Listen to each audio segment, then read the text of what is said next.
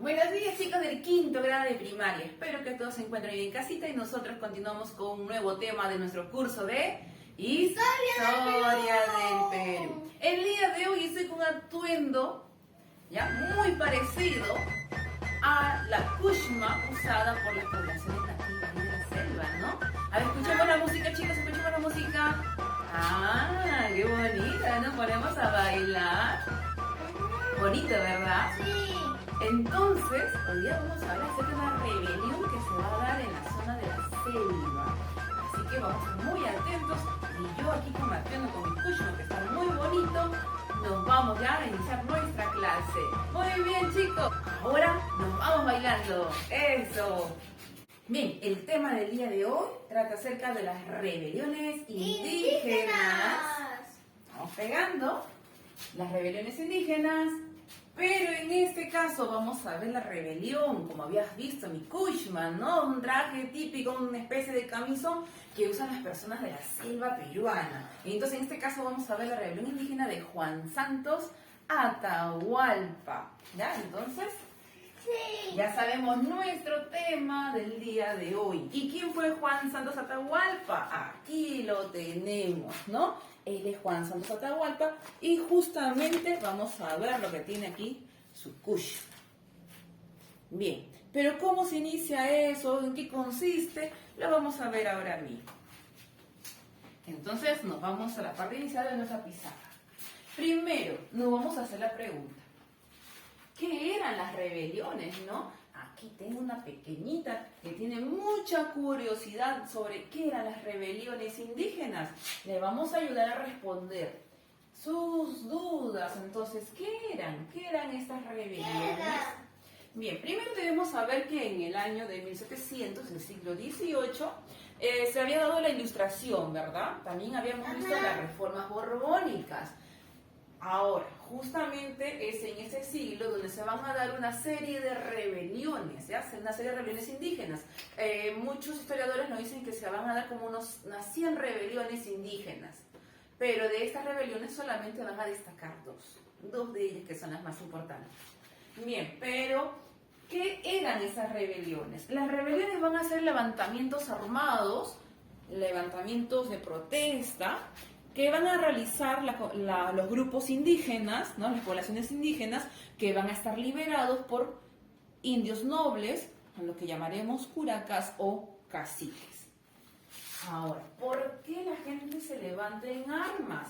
Porque obviamente no están contentas. Los indios en este tiempo no están contentos debido al maltrato y a la explotación dada por los españoles, ¿no? Entonces, ¿contra quiénes se dan estos levantamientos armados? Contra el sistema de explotación colonial.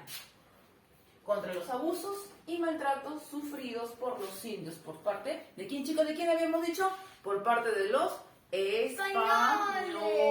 Muy bien, excelente. Entonces, esa es la causa por la que los indios se van a levantar en armas. Están disconformes.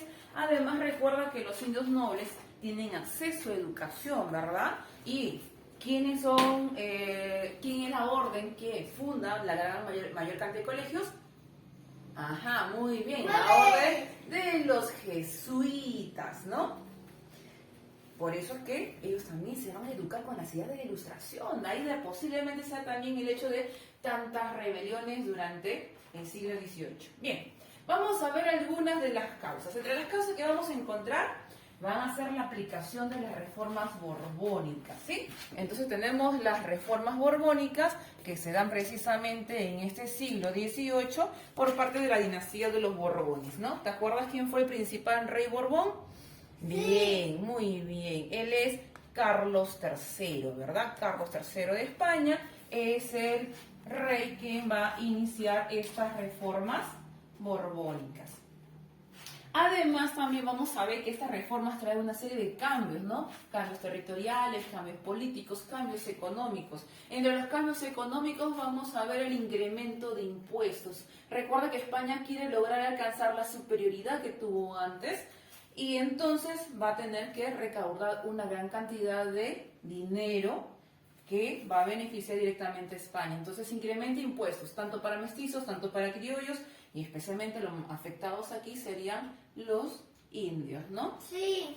Entonces no están contentos los indios por el incremento de estos impuestos, ¿verdad? Que tienen que pagar. Además del incremento de los impuestos, vamos a ver que también un grupo de españoles que van a estar a cargo de los corregimientos, ¿de quién estoy hablando? De los corregidores, van a cometer muchos abusos, van a explotar a los indios, los van a maltratar. Ellos, los corregidores, están a cargo de provincias y entonces esa provincia está conformada por poblaciones indias y ellos van a ser los encargados de cobrar los tributos, van a ser los encargados de organizar estas mitas, así que van a ser muy abusivos. Entonces acá tenemos el abuso de los corregidores, también van a ser una de las causas por las que los indios se van a levantar. Ahora, recuerden que los indios están sometidos a un sistema de explotación. ¿Cuál es el sistema de explotación? La mita, ¿no? La mita es un sistema de explotación. ¿Te acuerdas en qué consistía? Sí. Sí te logro escuchar. Muy bien, perfecto. Recuerda que la mita se va a dividir en dos. Bueno, en tres partes, ¿no? Nosotros hemos trabajado en clases dos de ellas. La mita, que se realizaba en los obrajes, conocidas como mita obrajera, ¿no? Eran lugares de producción textil, se obligaban a las mujeres y niños a ir a trabajar a esos sitios. Eran considerados como cárceles. Y también tenemos la mita, una mita tan cruel, ¿no? Inhumana, que era la mita minera. Eran trabajos obligatorios que tenían que realizar las poblaciones indias, ¿no? Entonces vamos a colocar, ¿cuáles eran las mitas? La mita obrajera y la mita, en este caso la mita minera. Y vamos a pegarlo bien para que no se salga. Y acá ponemos la mita obrajera, ¿no? Un sistema de explotación indígena. Bien, también tenemos la idea de restaurar el imperio de los incas. A los indios nuevamente están comentando, están hablando, están transmitiéndose algunos mitos y están hablando acerca de que ya es necesario expulsar a los españoles y restaurar el imperio de los incas, ¿ya? Entonces, esa es otra de las causas. ¿Y cómo nace esta idea de restaurar el imperio de los incas? A través de, vamos a ver primero, un mito. Ese mito habla acerca de un inca rey. Este inca rey, según este mito, dice que va a ser ejecutado, sus miembros de su cuerpo llevados a distintos lugares del Perú, solamente su cabeza queda en Cusco. Entonces, cuando viene España rey, ¿no? De acuerdo a este mito, viene con los invasores, con los conquistadores, asesinan a este inca rey, conocido como Incarri. Y de acuerdo a este mito, es que va a haber un momento en el que la cabeza de este Incarri va a regenerarse y cuando su cuerpo esté completo, nuevamente retornará el imperio de los incas, ¿no? Trayendo orden, trayendo tranquilidad y expulsará a los españoles. Por lo tanto, están hablando de un mesianismo, la idea de que vuelva este salvador, pero en este caso es un salvador inca, ¿no? Un gobernante inca. Entonces estamos hablando del retorno de un salvador. ¿Listo? Ahora, este mito es narrado de muchas formas distintas en varias regiones, ¿no? Este mito fue narrado tanto en la sierra, incluso se dice que llegó a la selva alta. Que es por eso que cuando se dan las rebeliones indígenas, todos hablan acerca del retorno de un gran líder, un líder indio que los va a liberar de esa explotación, ¿no? Como el caso del renacimiento del Incarri.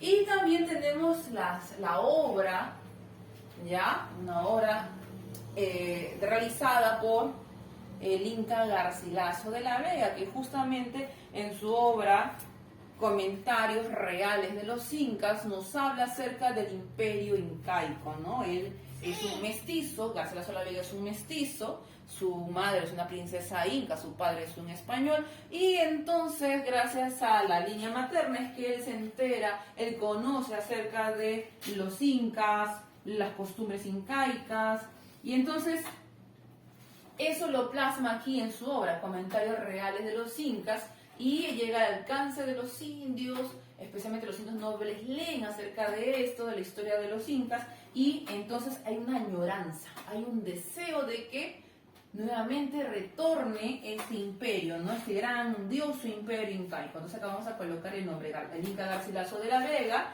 tiene una obra importantísima, su obra es Comentarios Reales de los Incas.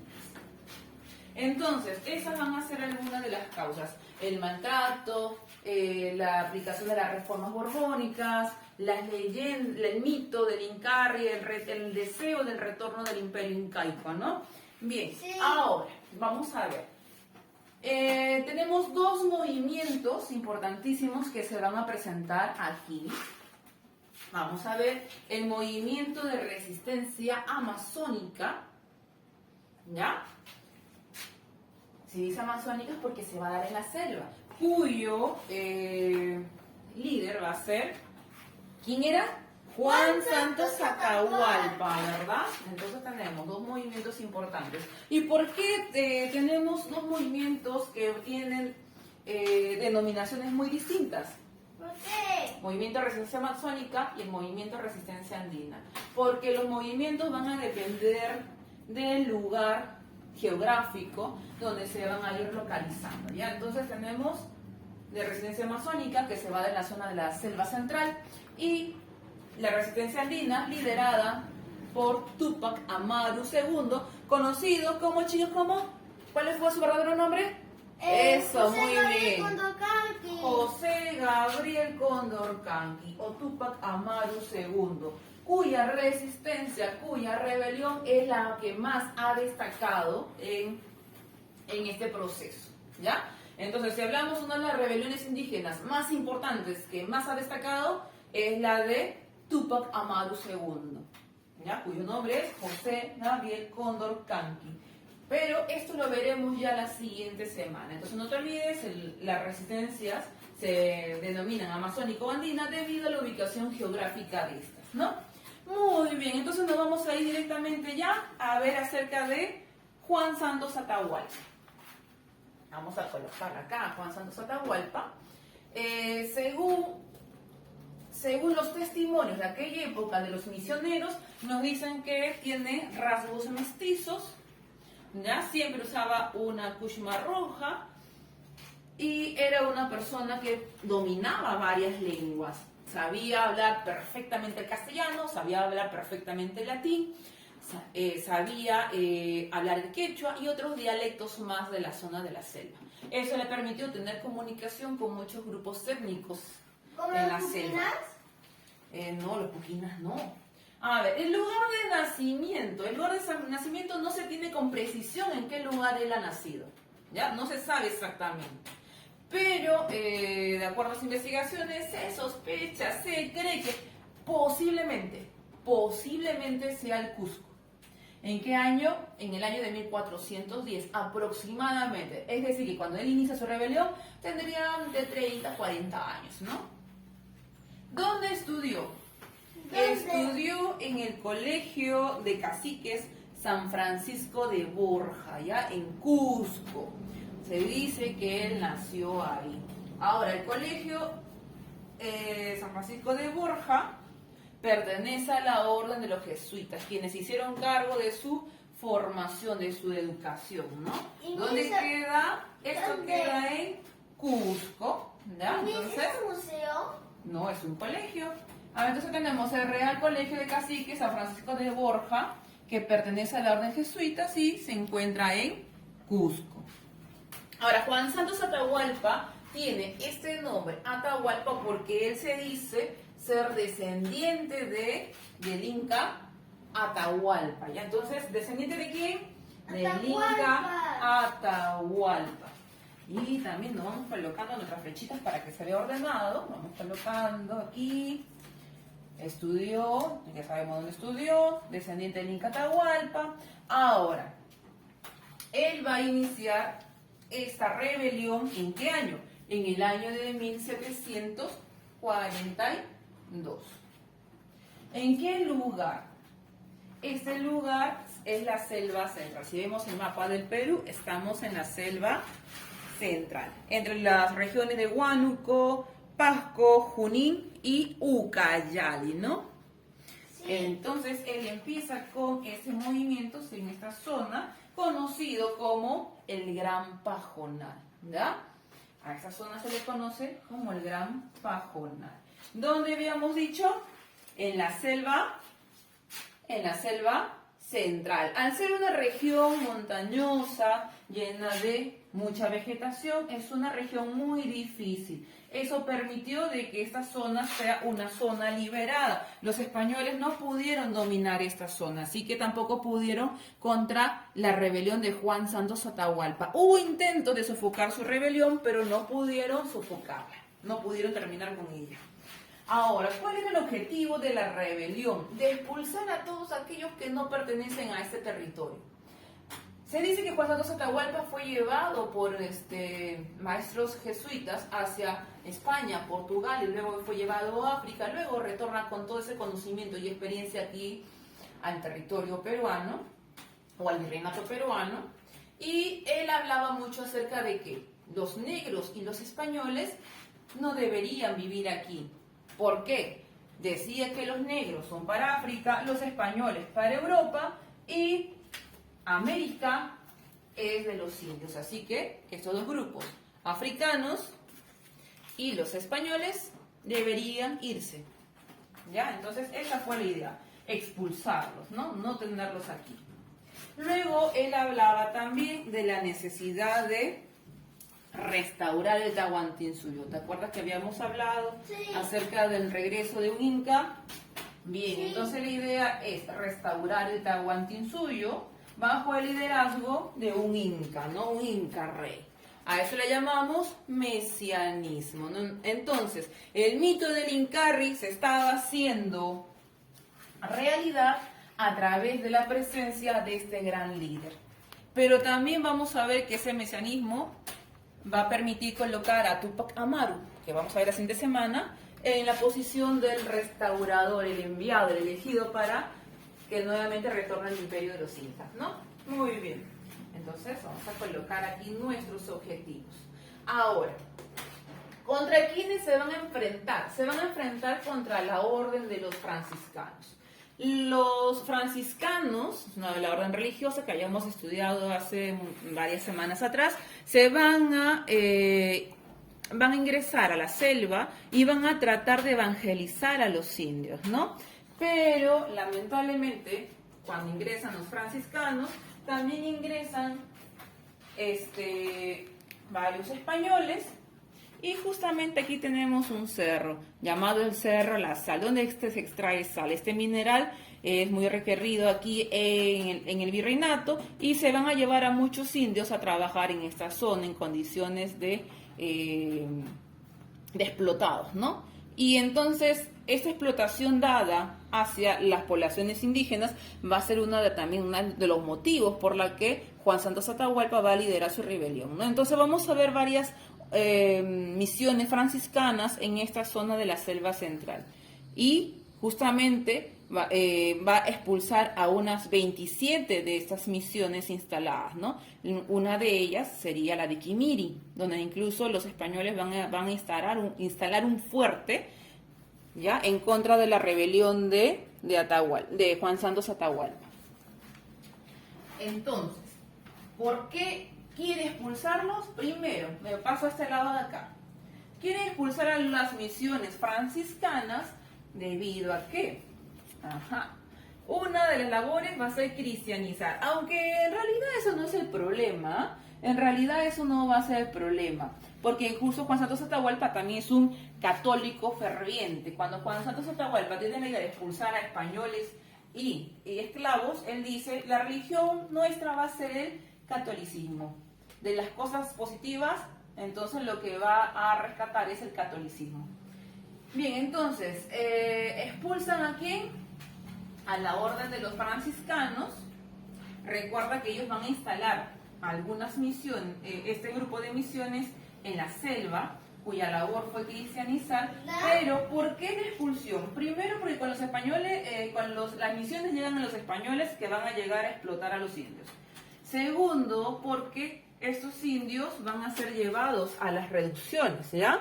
¿Qué eran las reducciones? Las reducciones eran pueblos de indios, ¿no? Pueblos de indios.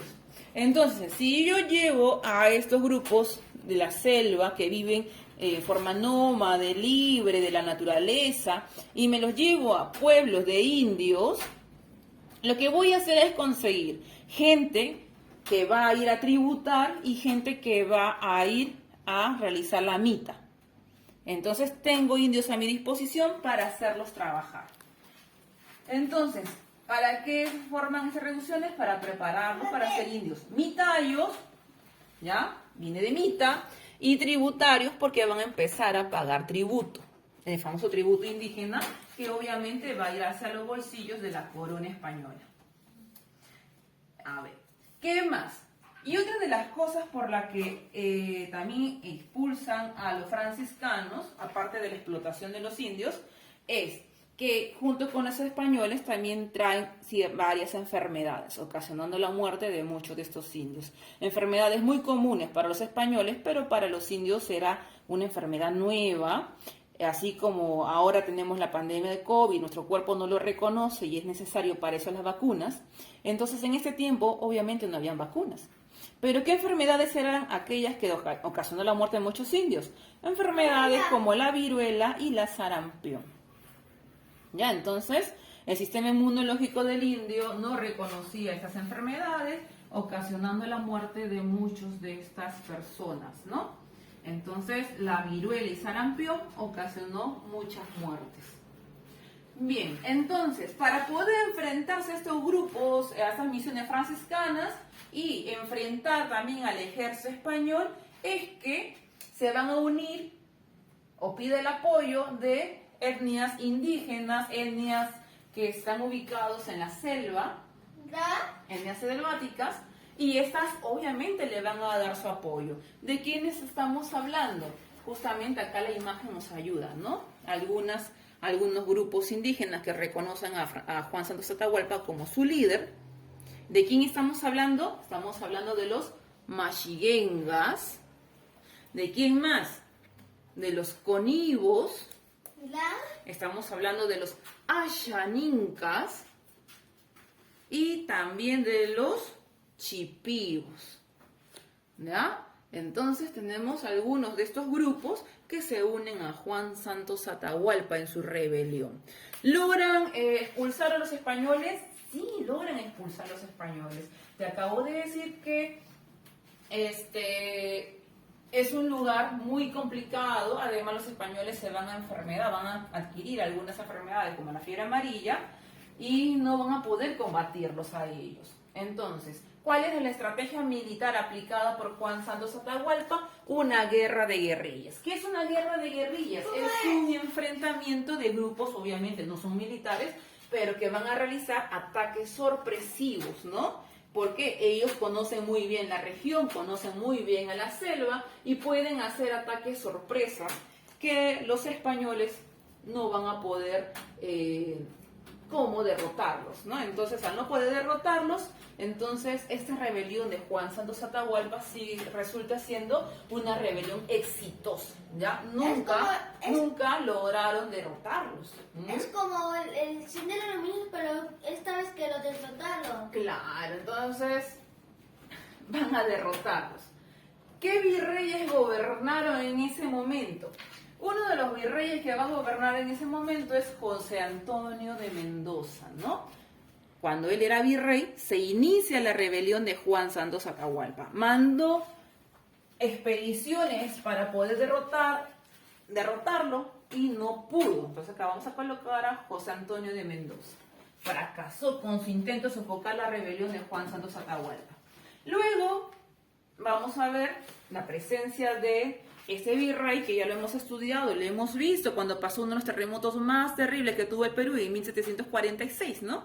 Sí. Entonces, ¿de quién estamos hablando? Del conde de Superunda. También se llama José Antonio, pero él es José Antonio Manso de Velasco, ¿ya? Conocido como el Conde de Superunda. Él también intenta sofocar la rebelión de Juan Santos Atahualpa, pero, por lo que te conté, tampoco no pudo hacerlo. Entonces, las expediciones militares españolas terminaron en un total fracaso. Entonces, ¿qué pasó con él? Sí, su rebelión empezó en 1742, termina en 1756. O sea, la rebelión indígena más larga del Perú. La rebelión indígena más larga que se ha dado hasta ese momento, ¿no? Entonces, fin de la rebelión en el año de 1756. ¿Qué pasó con Juan Santos Atahualpa? Incluso pasó? el propio virrey, el conde Superunda, estaba intrigado de sus informes. Él menciona de que no se ha escuchado últimamente nada de Juan Santos Atahualpa, no se sabe acerca de él. Por lo tanto, a pesar que fue exitosa, nunca fue derrotado militarmente, pero no se sabe exactamente cuál fue su final. Entonces, así como no sabemos el lugar exacto del nacimiento, tampoco no sabemos qué sucedió con él. Bien, esto todavía queda en el recuerdo de muchas personas, ¿ya? Y la idea del retorno de un Inca Salvador todavía sigue pendiente en las memorias de los indios en ese tiempo. Así que esta semana vamos a ver ya la rebelión en la región andina, ¿no? Entonces Sí. la rebelión de la resistencia andina. Andina. Muy bien, chicos, entonces hasta ahí hemos llegado. No olvides hacer las tareas y nos vemos la siguiente semana. Cuídense mucho. Adiós. No sé